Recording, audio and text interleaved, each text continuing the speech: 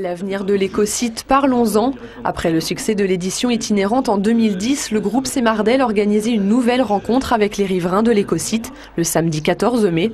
Les élus des mairies avoisinantes vers Le Grand, Écharcon, Bondoufle, Lys et Courcouronnes avaient évidemment fait le déplacement. Cette journée est aussi pour eux un relais important pour informer leurs administrés sur les projets de Sémardel, puisque ces communes et les maires qui étaient là présents vont être concernés par les futurs projets. Après une rapide présentation du groupe et de ses filiales, l'avancement des projets industriels de demain a été présenté. L'implantation du centre de tri des déchets d'activité économique prévu dès juin de cette année. La réalisation de la plateforme de valorisation des déchets minéraux du bâtiment et des travaux publics. Et à plus long terme, la mise en place de la méthanisation et de la pyrogazéification. De nouvelles formes de traitement et de transformation des déchets. La préservation de l'environnement est aussi au cœur des préoccupations du groupe. La Sémardel a obtenu la certification QSE pour l'ensemble de ses activités de collecte et de traitement. Et pour les riverains, la transparence sur les analyses effectuées par le groupe est primordiale. Tout cela a un coût et cela préoccupe les habitants. Le financement de la gestion des déchets, c'est l'ORDIF, l'Observatoire régional des déchets d'Île-de-France, qui s'en charge et qui l'explique via une vidéo.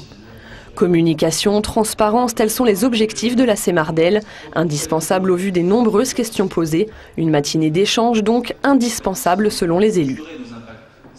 L'objectif d'une matinée pareille, c'est de faire prendre conscience à la population de l'importance des projets et de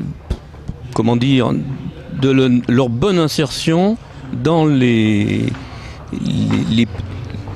perspectives d'avenir, notamment écologiques. On est quand même sur un site classé, industriel, et avec plein d'interrogations que peuvent se poser les habitants par rapport à leur environnement, par rapport à la gêne, par rapport aux nuisances qu'on peut avoir.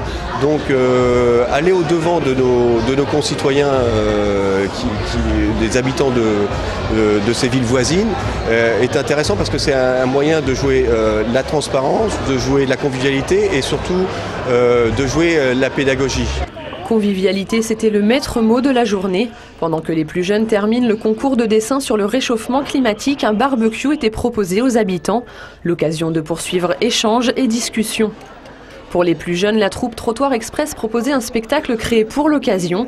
Le show de l'énergie, une manière ludique de comprendre comment fonctionne la planète et ses ressources. Une fois les casques et les gilets enfilés, les adultes ont eux la possibilité de pénétrer au cœur des installations de l'écosite. Portes ouvertes donc au centre de tri, au centre de stockage, à l'incinérateur et sur la plateforme de compostage et la plateforme Coénergie. L'occasion de découvrir la chaîne de travail mise en place après avoir jeté un déchet à la poubelle. C'est important de savoir comment ça fonctionne. Bon, j'entends parler de cet établissement depuis des années. Bon, ma curiosité devrait être la curiosité de tout le monde. On est voisins et on a besoin de savoir les tenants et les aboutissants.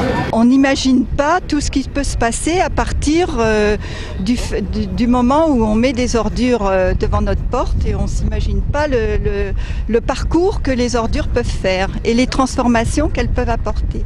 L'objectif d'information de la population est clairement atteint pour la Sémardel. Une édition 2012 va donc logiquement voir le jour.